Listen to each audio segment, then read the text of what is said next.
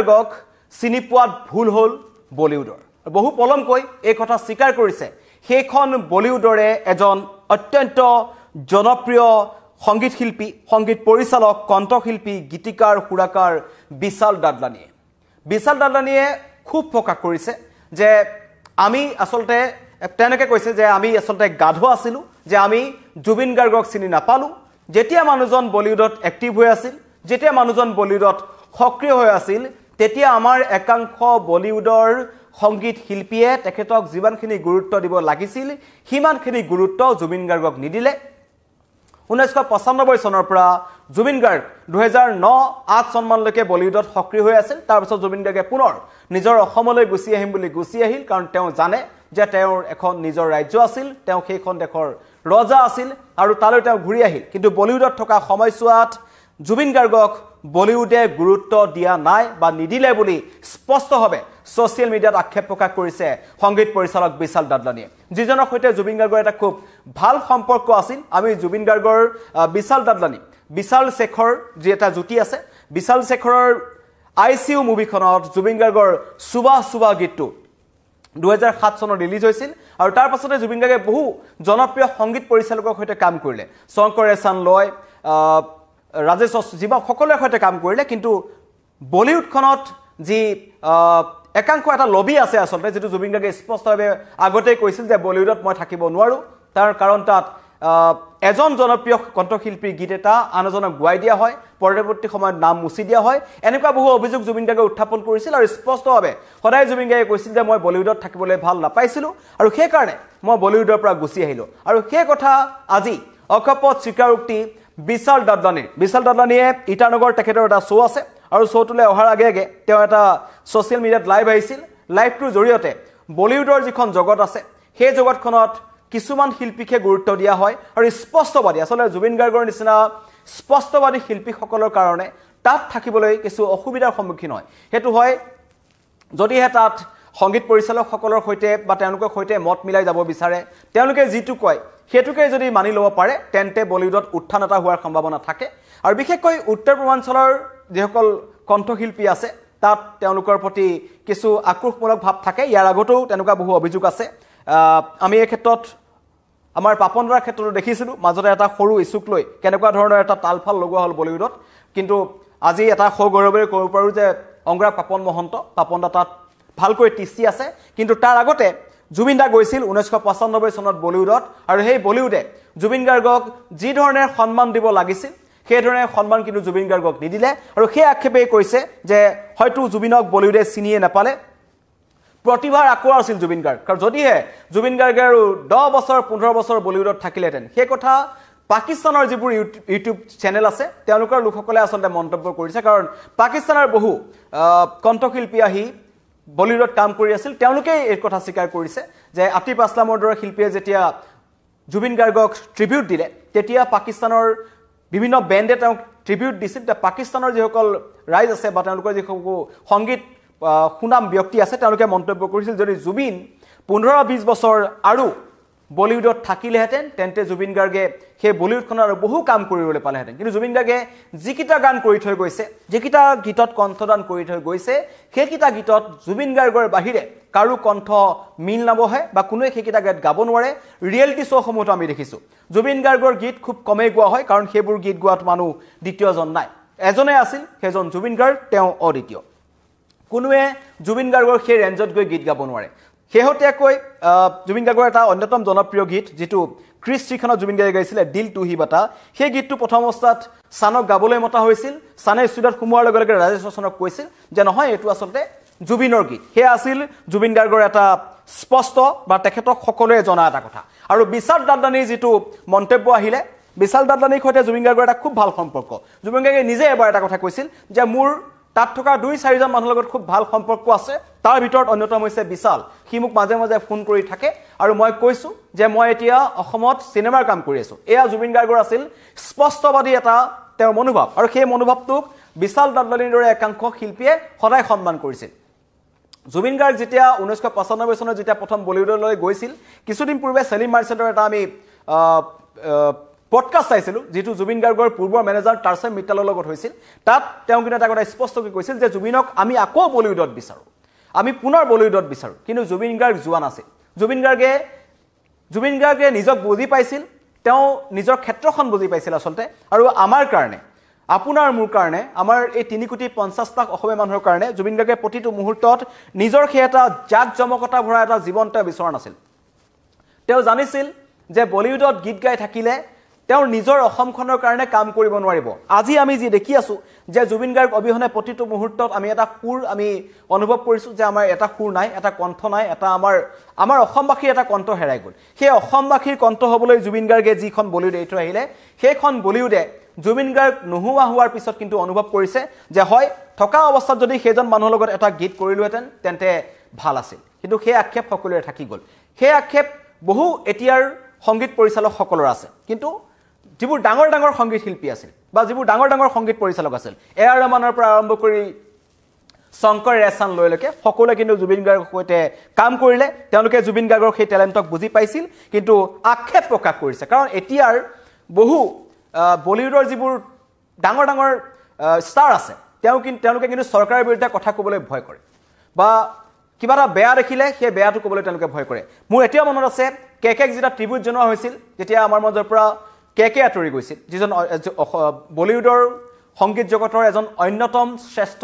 কণ্ঠশিল্পী জুবিন গাৰ্গৰ সৈতে তেখেতৰ খুব এটা ভাল সম্পৰ্ক আছিল আৰু জুবিন গাৰ্গে কৈছিল মই আটাইতকৈ যদি ভাল পাওঁ কেকেৰ কণ্ঠটো ভাল পাওঁ আৰু কেকেক মই আটাইতকৈ বেছি ৰেছপেক্ট কৰোঁ বলিউডৰ যি শিল্পীসকলৰ ভিতৰত হায়দৰাবাদত এই শ্ব' হৈছিল বেংগলোৰত সেই শ্ব'টো হৈছিল তাত জুবিন গাৰ্গে ষ্টেজত উঠিয়ে এই কথাটো কৈছিল যে গেংষ্টাৰ মুভিখনৰ কথা তেওঁ কৈছিল আৰু গেংষ্টাৰ মুভিখনৰ পৰাই জুবিনদাৰ বলিউডৰ যিটো ধাৰা সেইটো সলনি হৈ গৈছিল কাৰণ জুবিন গাৰ্গে বহু আগৰ পৰাই গীত গাবলৈ আৰম্ভ কৰিছিল বলিউডত কিন্তু এটা যিটো মাইলষ্টন থাকে এটা গীতে এজন কণ্ঠশিল্পীৰ কেৰিয়াৰটো সলনি কৰি পেলাই সেই ব্ৰেকটো কিন্তু গেংষ্টাৰ ইয়ালি ছবিখনৰ পৰা আহিছিল তেতিয়া জুবিন দাই প্ৰথম এই কেকেক ট্ৰিবিউট দিবলৈ যাওঁতে কৈছিল যে প্ৰথমতে মোক তুহি মেৰি সবহে গীতটো গাবলৈ মাতিছিল আৰু বলিউডৰ সংগীত পৰিচালকসকলৰ এটা অন্যতম বেয়া গুণ আছে যে এজন কণ্ঠশিল্পীয়ে গীতটো গাই যোৱাৰ পাছত সেই কণ্ঠটো অঁতৰাই অন্য এজন কণ্ঠশিল্পীক গুৱাই দিয়া হয় আৰু পিছত সেই কণ্ঠশিল্পীজনক জনোৱাও নহয় এই কথাটো কিন্তু জুবিন গাৰ্গে আক্ষেপ প্ৰকাশ কৰিছিল আৰু কৈছিল যে কেকেৰ মাতটো অঁতৰাই পিতমে যেতিয়া মোৰ মাতটো দিব বিচাৰিছিল তেতিয়া মই নেগাওঁ বুলি ক'লোঁ এয়া আছিল আমাৰ জুবিনদাৰ সন্মান অন্য এজন শিল্পীক সন্মান কৰিব জনাটো এজন শিল্পীৰ আটাইতকৈ ডাঙৰ কথা ডাঙৰ গুণ আৰু সেই গুণটোৰ অধিকাৰ আছিল আমাৰ মৰমৰ জুবিনদা আমাৰ অসমৰ জুবিনদা আমাৰ হিয়াৰামঠু জুবিনদাই কোনো শিল্পীৰ ভাত কাঢ়িব বিচৰা নাছিল জুবিন গাৰ্গে কোনো শিল্পীৰ কণ্ঠ আঁতৰাই নিজৰ কণ্ঠদান কৰি সেই গীতটোৰে নাম ল'ব বিচৰা নাছিল সেয়া আছিল আমাৰ জুবিন গাৰ্গ সকলোতকৈ ব্যতিক্ৰম আছিল আৰু সেইজন জুবিন গাৰ্গ যেতিয়া কায়িকভাৱে নাইকিয়া হৈ গ'ল এতিয়া নাই আজি এমাহ জুবিন গাৰ্গ নোহোৱা হোৱা এমাহ হৈছে সমগ্ৰ বিশ্বই দেখিছে তেওঁ কিমান ডাঙৰ শিল্পী আছিল এটা দুটা গানৰ কাৰণে দৌৰি ফুৰা শিল্পী এজন জুবিন গাৰ্গ নাছিল আৰু সেই কথা খুদ সেইখন বলিউডৰে অন্যতম জনপ্ৰিয় সংগীত পৰিচালক বিশাল দাদলানীয়ে আজি অকপটে স্বীকাৰ কৰিছে তেওঁ কৈছে আমিবোৰ বলিউডখনত থকা মানুহবোৰ গাধ আমি একো নাজানো আমি জুবিনৰ প্ৰতিভাক চিনি নাপালোঁ প্ৰতিভাৰ আকৰ আছিল আচলতে জুবিন গাৰ্গ আৰু সেই জুবিন গাৰ্গে যিমানখিনি সন্মান বা যিমানখিনি ব্ৰেক বলিউডত পাব লাগিছিল সেইখিনি তেওঁ নাপালে এই কথা কিন্তু এজন বিশাল দাদলানীয়ে আজি স্বীকাৰ কৰিছে আৰু তেওঁ খুব প্ৰকাশ কৰিছে বিশাল দাদলানীৰ ইটানগৰত শ্ব' আছে ইটানগৰত আহি তেওঁ কৈছে যে মই ইতিমধ্যেই ইণ্ডিয়ান আইডলছৰ ষ্টেজত জুবিন গাৰ্গক শ্ৰদ্ধাঞ্জলি জনাই ট্ৰিবিউট কৰি মই গীত গাইছোঁ আৰু এবাৰ মই পুনৰ গাম ইটানগৰত গাম নৰ্থ ইষ্টত গাম কাৰণ সেইখন নৰ্থ ইষ্টৰ কথা জুবিন দাই সদায় কৈছিল সেইখন অসমৰ কথা জুবিন দাই সদায় কৈছিল আৰু জুবিন গাৰ্গৰ নৰ্থ ইষ্টত আহি পুনৰ গীত গাব শ্ৰদ্ধাঞ্জলি জ্ঞাপন কৰিব বিশাল দাদলানীয়ে ডাঙৰ ডাঙৰ যিবোৰ শিল্পী আছে ডাঙৰ ডাঙৰ বলিউডৰ যিবোৰ উচ্চ পৰ্যায়ৰ শিল্পী আছে সকলোৱে জুবিন গাৰ্গৰ টেলেণ্টক সন্মান জনায় কিন্তু বলিউডৰ যিটো ৰং বা যিটো ৰেৰ ৰূপ আছে সেইটো তেওঁলোকৰ আগৰে কিছুমান চৰিত্ৰ কাৰণ জুবিন গাৰ্গৰ দৰে বহু শিল্পীয়ে তাত টিকি থাকিব নোৱাৰিলে আৰু বাধ্যত পৰি বহু সংগীত শিল্পী তাত থাকিব লগা হয় কিন্তু জুবিন গাৰ্গে এনেকুৱা এখন ৰাজ্যৰ পৰা তেওঁ ৰিপ্ৰেজেণ্ট কৰিছিল জুবিন গাৰ্গে কাৰণ জুবিন গাৰ্গে এইটো কথা বলিউডত গৈ ইণ্টাৰভিউবোৰতো জুবিন গাৰ্গে কৈছিল যে মই বলিউডত বিস্কুট বা মুম্বাইত আহি মই বিস্কুট পানী খাই ষ্ট্ৰাগল কৰিবলৈ অহা নাই মই ইতিমধ্যেই অসমত মই জনপ্ৰিয় বা মোৰ নিজৰ ভেটি আছে কিন্তু মই অসমৰ পৰা সময় পালেহে আহি মই বলিউডত কাম কৰোঁ এয়া বলিউডত খোজ পেলোৱা 2005-6 মানত যোনে বলিউডত খোজ পেলাইছে তেনেকুৱা ধৰণৰ মন্তব্য দিবলৈ বলিউডত বহু কণ্ঠশিল্পীয়ে খা নকৰে হয়তো জুবিন গাৰ্গৰ বাহিৰে কোনো শিল্পীয়ে খা নাই কিন্তু জুবিন গাৰ্গে আৰম্ভণিতে বলিউডত তেনেকুৱা ধৰণৰ মন্তব্য কৰিছিল যে মই ইয়াত ষ্ট্ৰাগল কৰিবলৈ অহা নাই মোৰ অসমত ডাঙৰ প্ৰডাকশ্যন আছে মই তাত বহু কাম কৰোঁ মই সময় পালে বলিউডলৈ কাম কৰিবলৈ আহোঁ এয়া আছিল জুবিন গাৰ্গৰ স্পষ্টবাদ বা জুবিন গাৰ্গৰ যি মনোভাৱ তেওঁৰ স্পষ্টকৈ যি কথা কৈছিল এনেকুৱা নহয় যে বলিউডত গৈ তেওঁ বলিউডৰ হা মিলাইছিল অসমত আহি বলিউডৰ সমৰ্থন নকৰিছিল জুবিন গাৰ্গে যিটো কৈছিল সঁচাকৈ কৈছিল সিধা কথা কৈছিল জুবিন গাৰ্গৰ ভাষাত যদি ক'বলৈ যাওঁ মই সিধা কথা কোৱা মানুহ বুলি জুবিন দাই সদায় ষ্টেজত ঠিক কৈছিল সঁচাকৈ জুবিন গাৰ্গে সিধা কথা কৈছিল সেই কথা জুবিন গাৰ্গ কায়িকভাৱে নোহোৱা হোৱাৰ পাছতো এতিয়া বলিউডৰ মানুহে সেই কথা স্বীকাৰ কৰিছে যে হয় এনেকুৱা এজন মানুহ আছিল যিজনে বলিউডত কাম কৰিবলৈ দৌৰি ফুৰা নাছিল কিন্তু বহু কাম তেওঁৰ কাৰণে আহিছিল তেওঁ তালৈ যাব বিচৰা নাছিল তেওঁ অসমতে থাকিব বিচাৰিছিল আৰু কৈছিল যদি কাম আছে বলিউড মোৰ ওচৰলৈ আহিব লাগিব আৰু এতিয়া আমি দেখিছোঁ সঁচাকৈ গোটেই বলিউডখন জুবিন গাৰ্গৰ কাষলৈ আহিছে জুবিন গাৰ্গক সকলো বলিউডে গোটেই বলিউডখনে মনত পেলাইছে ৰিয়েলিটিছত গান গোৱা আজিকালি ল'ৰা ছোৱালীৰ পৰা ৰিয়েলিটিছত বহি থকা জাজ কৰা মানুহলৈকে সকলোৱে জুবিন গাৰ্গক মনত পেলাবলৈ বাধ্য হৈছে জুবিন গাৰ্গৰ টেলেণ্টটো সোঁৱৰিবলৈ বাধ্য হৈছে কাৰণ তেওঁলোকে জানে যে তেওঁ প্ৰতিভাৰ আখৰ আছিল আৰু জুবিন গাৰ্গে যিটো কথা কৈ থৈ গৈছিল সেই কথাটোকেই আখৰে আখৰে সঁচা হৈছে জুবিনে কৈছিল যে বলিউড আনি মোৰ ওচৰলৈ আহিব আৰু সঁচাকৈ বলিউড জুবিন গাৰ্গৰ ওচৰলৈ আহিছে আগতেও আহিছিল খাৰগুলি ষ্টুডিঅ'ত জুবিন দাই কয় মোলৈ গান দি থৈ যায় মই তাতেই গাওঁ একেই জুবিন গাৰ্গে ক'ত গান গোৱা নাই হাজাৰ জুবিন গাৰ্গে যিমান গীতত কণ্ঠদান কৰিছে বলিউডত দবদবাই থকা বহু কণ্ঠশিল্পীয়ে সিমানবোৰ ভাষাত গীত গাবলৈ সক্ষম হোৱা নাই সেয়া কেৱল আমাৰ জুবিন দাই পাৰিছিল আৰু সেই কথাকে বিশাল দাদানীয়ে ক'লে যে আমিবোৰ গাধ আছিলোঁ আমিবোৰ একো নাজানো কাৰণ আমি বলিউডে জুবিনক নিচিনিলে জাষ্টিছ ফৰ জুবিন গাৰ্গ সকলোৱে ন্যায় বিচাৰি আছে বিশাল দাদানীয়েও এই ক্ষেত্ৰত জুবিন গাৰ্গক সমৰ্থন কৰি আছে আৰু বিশাল দাদানীৰ সৈতে জুবিন গাৰ্গৰ এটা খুব ভাল সম্পৰ্ক আছিল আগৰ পৰা কাৰণ তেওঁলোকৰ যিটো কোলাবৰেশ্যন আমি দেখিছিলোঁ ICU যিটো এখন মুভি আছিল তাত অৰ্জুন ৰামপালে অভিনয় কৰিছিল আৰু সেই সুবা গীতটোৰে বলিউড পুনৰ কপাই দিছিল জুবিন গাৰ্গে গেংষ্টাৰৰ পিছতেই এই ছবিখনত জুবিন গাৰ্গে কণ্ঠদান কৰিছিল তাৰপিছত জুবিন গাৰ্গে হিমেশ ৰেশমিয়া শংকৰ এহছান লয় ইজনৰ পিছত সিজন মিউজিক ডাইৰেক্টৰৰ লগত কাম কৰি গ'ল আৰু খুব কম সময়ৰ ভিতৰত কাম কৰি পুনৰ তেওঁ ক'লে যে মোৰ বলিউডত আমনি লাগিছে প্ৰীতমে এটা কথা এবাৰ কৈছিল আমাৰ অসমৰেই নগাঁৱৰ যুৱক পাপু লেফটিবেছ তেখেত এতিয়া বলিউডত তাত তেওঁ কাম কৰি আছে তেওঁলোকক এবাৰ সৰস্বতী পূজাৰ এটা অনুষ্ঠানত প্ৰীতমে বজাবলৈ মাতিলে তাত পাপুদা গৈছিল তেতিয়া সুধিলে জুবিন কেঁচাই ভাল বুলি কওঁতে ক'লে যে ও শ্বেৰ হে উস্কো পিঞ্জৰা মে নেহি ৰখ सकते এই ধৰণৰ স্বীকাৰোক্তি প্ৰীতমৰ ফালৰ পৰা আহিছিল সকলোৱে জানে যে সিংহ আছিল আচলতে জুবিন দা পিঞ্জৰাত জুবিন দাক ৰাখিব নোৱাৰি আৰু বলিউডখন এখন পিঞ্জৰা হয় তাত বেলেগৰ মতে কাম কৰিব লাগে বা কিছুমান তাত লবি আছে সেই লবি কেন্দ্ৰিক কামত জুবিন গাৰ্গ কেতিয়াও নাছিল জুবিন গাৰ্গ মুক্ত আছিল জুবিন গাৰ্গে যিটো কথা কৈছিল মই মুক্ত মই কাঞ্চনজংঘা সঁচাকৈ জুবিন গাৰ্গ কাঞ্চনজংঘাৰ দৰে ওখ জুবিন গাৰ্গ ইউকেলিপ্টাছ গছৰ দৰে ওখ হ'ল আৰু মুক্ত হৈ জুবিন গাৰ্গ আমাৰ মাজৰ পৰা গুচি গ'ল কিন্তু কায়িকভাৱে গুচি যোৱাৰ পাছতো এই 30টা দিন অসমখনত কি হৈছে জুবিন গাৰ্গে নিজে এবাৰ কৈছিল যে মই মৰিলে 7 দিন বন্ধ হ'ব কিন্তু 7 দিন নহয় এতিয়ালৈকে বন্ধ হৈয়ে আছে কোনো মানুহ স্বাভাৱিক হ'ব পৰা নাই কোনে মানি ল'ব পৰা নাই যে জুবিন গাৰ্গ নাই এয়া আছিল জুবিন গাৰ্গৰ শক্তি প্ৰতিভা সেই প্ৰতিভা শক্তি বুজি নাপালে বলিউডে যি বলিউডত এতিয়া আমাৰ ইয়াৰ পৰা কাম কৰিবলৈ মানুহে দৌৰা-দৌৰি লগায় যাব বিচাৰে মায়ানগৰী মুম্বাইলৈ জুবিন গাৰ্গ গ'ল তাত গালে জিনিলে